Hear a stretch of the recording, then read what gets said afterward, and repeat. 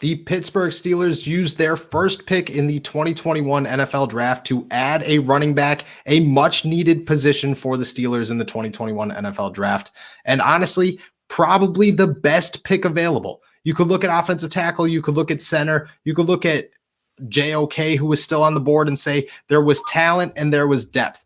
But really, when it came down to it, Najee Harris was a prime need, a superstar, and someone that you could fill in and say, maybe we don't have a running back later in the draft, but we have one right now who can start week one above everyone else. You could say that with left tackle and you could say that with center. The difference is that the Steelers have an opportunity to draft a left tackle and to draft a center later in the NFL draft. What they don't have an opportunity to do is find another Najee Harris past the 24th pick. It's an A-plus move. Even if guys like Darrisaw was still on the board with the 24th pick, you have to go with Najee Harris.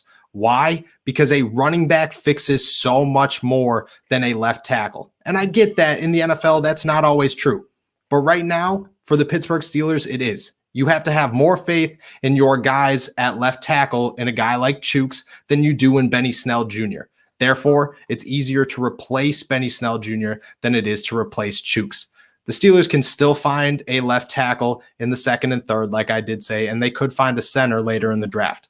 But for right now, Najee Harris was the move, a superstar right off the bat, a franchise running back for the first time in a long time for the Pittsburgh Steelers.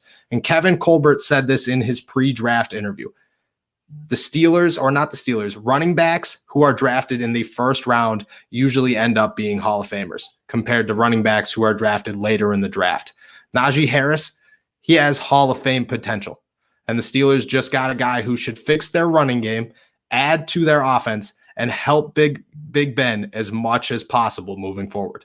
This is an A-plus move for the Steelers and the perfect pick in the first round.